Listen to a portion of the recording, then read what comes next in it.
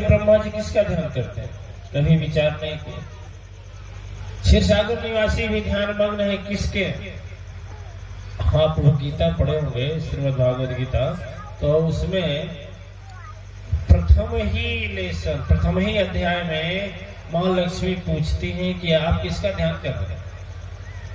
वहीं पर आखिर किसका ध्यान कर रहे हैं? भगवान शंकर को भी देखे होंगे आप लोग ध्यान मग्न। आखिर किसका ध्यान करते हैं?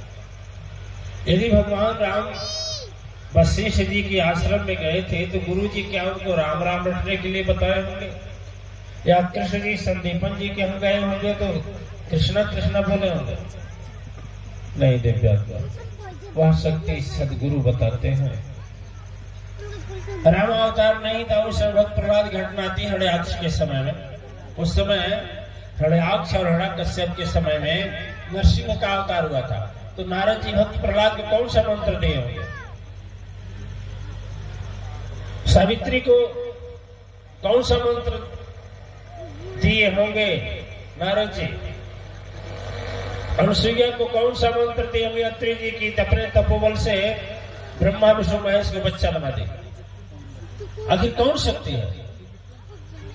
इसके विषय में एक लोग कहते हैं ब्रह्मा खोजत खोजत चकरित भइला हो, विष्णु का कवन बाठे कान हो, सुर नर मुनि जी कर था हो न पवला हो, नारद जी भैला हैरान हो। अरे सदगुरु चरनिया से जो रस नहीं हो, तजिद कपट अभिमान हो। आखिर वो सदगुरु बताते हैं, उनसे जो सुपर पावर सबसे उच्च कोट की शक्ति है वह सदगुरु मंत्र में बताते हैं। और सदगुरु बनाते हैं ना तो मंत्र बहुत पोथा गाथा नहीं होता, तो उसको पढ़ते पढ़ते घंटा 2 घंटा लग जाए। जब शरीर छूटता है ना, जितना देर में एक श्वास अंदर गया उतना ही समय में होना है, बस ज्यादा मौका नहीं मिलेगा। आप पूरा जीवन का करनी कथनी या जो भी किए हैं पुण्य सत्य अच्छा कर्म, जब श्वास छोड़ेंगे उतना ही देर में इंटरव्यू आपका है और उसी में आपको पास करना है।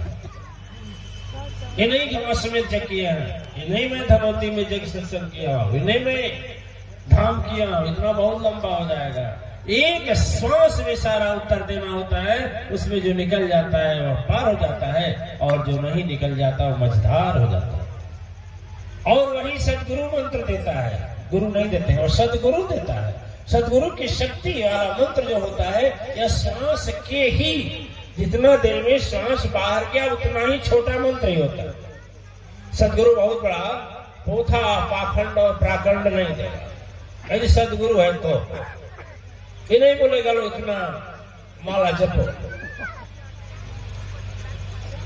दिव्यात्माएं, परम शक्ति सत्ता जो ब्रह्मा को भी शक्ति देती है सृष्टि रचने के लिए, क्षीर सागर निवासी को शक्ति देती है पालन करने की, भगवान शंकर को शक्ति देती है संहार करने की। अब वो परम शक्ति सत्ता की उपासना विधि और मंत्र तपस्या विधि सदगुरु बताते हैं। और जो सदगुरु होते हैं में नहीं मिलता, पुस्तक में नहीं मिलता, वह शक्ति सदगुरु के साथ आती है, उन्हीं के साथ समाप्त हो जाती है। सदगुरु की महिमा पर आप लोग बोले, बहुत लोग बोले, बहुत चीज मैं भी सुना, ध्यान में भी था, लेकिन मैं बोलता हूँ कुछ नहीं। यदि सदगुरु के चरणों में समर्पण करने की विधि आ जाए, भरोसा आ जाए और भरोसा जितना मजबूत होता जाता है उतना ही हम परम शक्ति सत्ता के निकट होते जाते। आज का दिन तीसरा दिन है। आज का दिन तीसरा दिन है दिव्यात्माएं, थोड़ा सतर्क। तीन ही पर संसार है, रजोगुण, सतोगुण, तमोगुण। ब्रह्मा, विष्णु, महेश, जवानी, बचपन, बुढ़ापा, आकाश लोक, पाताल लोक, मृत्यु लोक। तीन ही पर है। फिल्म भी 3 घंटे की होती है, जीवन भी 3 घंटे का होता है। आज तीसरा दिन है। तीसरा दिन में हम चाहेंगे कि अपने जीवन के लिए कुछ संकल्प लें। हम वो बाबा जी हैं ना कि मतलब दक्षिणा वाला काम करते हैं। बहुत बाबा जी लोग बोलते हैं कि दक्षिणा नहीं दोगे तो तुम कथा सुनोगे तो फल नहीं मिलेगा, ठीक है ना, लोग बोलते हैं। लेकिन वो बाबा जी, हमें दक्षिणा से भी मतलब नहीं है, लेकिन हम कहेंगे कि संकल्प अपने लिए आज लें। और इस संकल्प में यह लेकर जाएं, इस संकल्प में लेकर के जाएं कि जो हम यहां से संकल्प लेंगे उसको पूरा करेंगे। तो हम बोले थे ना कि उस मां शक्ति का 1 मिनट के लिए पुकार करेंगे, मां दुर्गा का नहीं, अंबे का नहीं, 1 मिनट के लिए क्या करेंगे, नाम मंत्र का उच्चारण करेंगे, फिर आगे बढ़ेंगे। चलिए सभी लोग बोलेंगे, भाव से बोलेंगे, अरे जय मां जय मां जय जय मां, जय मां जय मां जय जय मां, जय मां जय मां जय जय मां। ब्रह्मलोक से ब्रह्मलोक में ब्रह्मा बोले, जय मां जय मां जय जय मां, जय मां जय मां जय जय मां। क्षीर सागर में विष्णु बोले, जय मां जय मां जय जय मां, जय मां जय मां जय जय मां। काल कलेश्वर शंभु बोले, जय मां जय मां जय जय मां, जय मां जय मां जय जय मां। अवधपुरी रघुराई बोले, जय मां जय मां जय जय मां, जय मां जय मां जय जय मां। जसमती गोद कन्हाई बोले, जय मां जय मां जय जय मां, जय मां जय मां जय जय मां। धन बरसावत लक्ष्मी बोले, जय मां जय मां जय जय मां, जय मां जय मां जय जय मां। सूरज चंदा तारा बोले, जय मां जय मां जय जय मां, जय मां जय मां जय जय मां। गंगा जमुना धारा बोले, जय मां जय मां जय जय मां, जय मां जय मां जय जय मां। बोलिए साचे दरबार की जय, सतगुरु चरण की जय। दिव्य आत्माएं जब हम सदगुरु को चरणों में अपने आप को समर्पण कर देते हैं ना, तो सदगुरु बची खुची जो भी जीवन रहता है उसको खुशियों से भर देता है, अवगुण को निकाल देता है। ये नहीं है कि सदगुरु को प्राप्त कर लें और उसके बाद अवगुण न रह जाए रहता है, सदगुरु उसको साफ करता है। आप लोग सुने होंगे एक गौतम नाम के ऋषि थे, गौतम बहुत बड़े तपस्वी हुए गौतम ऋषि। उन्हीं किनारे अहिल्या जी थे, अहिल्या माता का जो प्रसंग आता है उन्हीं का, और उन्हीं की लड़की थी अंजनी, और अंजनी के लड़के थे कौन, हाँ अंजनी गौतम जी की ही लड़की। अंजनी मैया की बात नहीं है, गौतम ऋषि के पास बहुत उनके शिष्य आते और जाते थे। उनके पास मंत्री, राजा, सेनापति, बड़े से बड़े लोग आते थे, दीक्षा लेते थे और दीक्षा लेकर के जाते थे। जब सदगुरु के आश्रम में रहा जाता है, आप लोगों में यदि गुरुकुल में कोई रहा होगा तो जानता होगा, तो 5 वर्ष या जो भी कार्यकाल बीत जाता है तो जाते समय गुरुजी एक नसीहत देते हैं, कि इसी पर जीवन चलाना है। तो सब लोग जब जाने लगे, सबकी विदाई होने लगी, तो ऋषि गौतम ऋषि के पास आए, चरण छुए, बड़ा इनको दया आया और हाथ मस्तक पर रखे, बोले ठीक है गुरु जी मेरे क्या नसीहत है।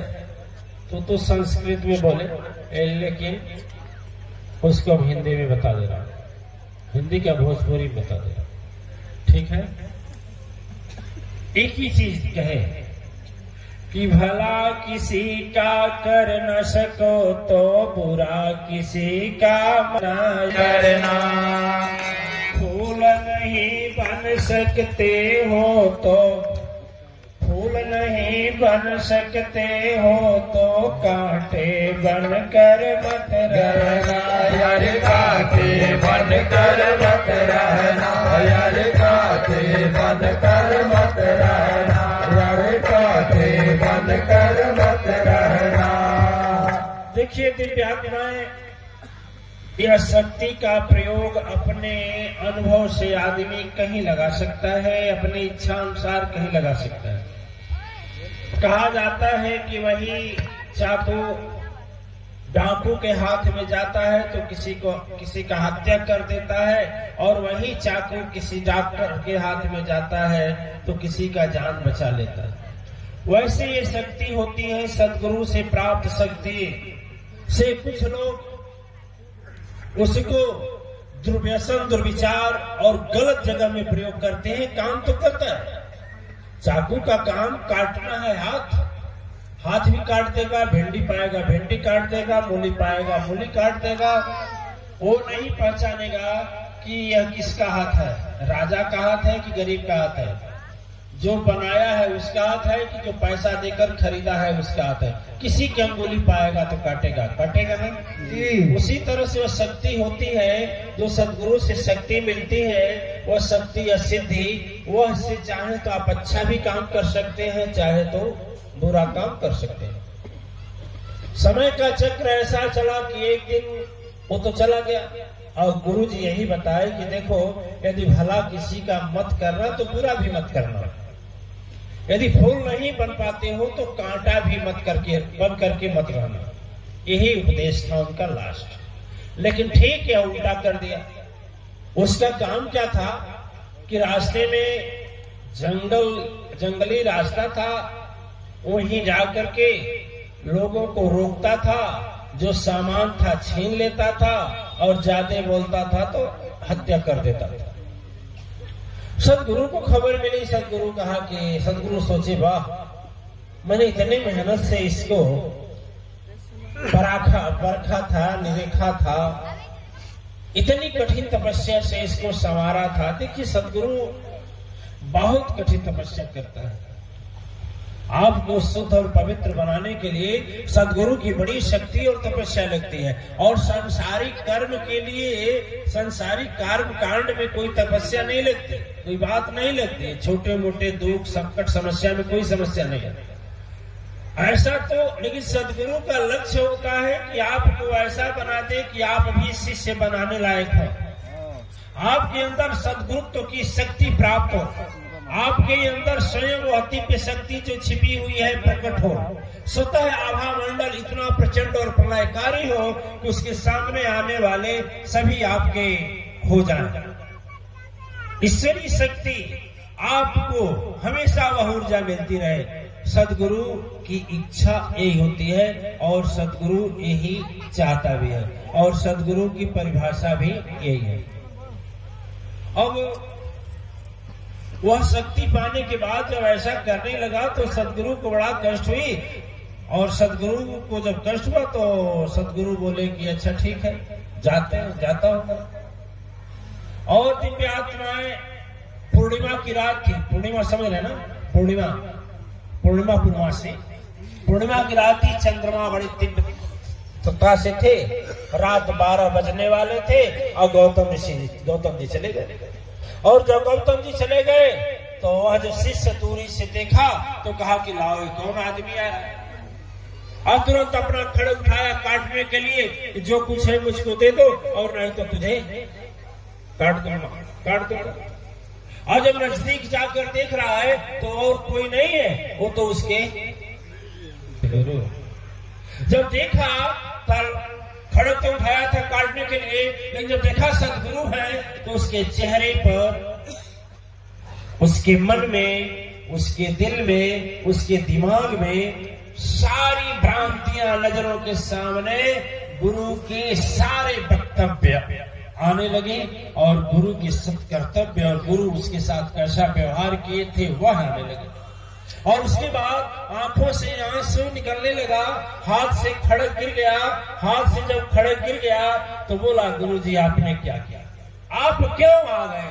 हो न हो कहीं मैं आपको, आपके ऊपर यह दुधारिया तलवार चला देता तो आज बताइए हम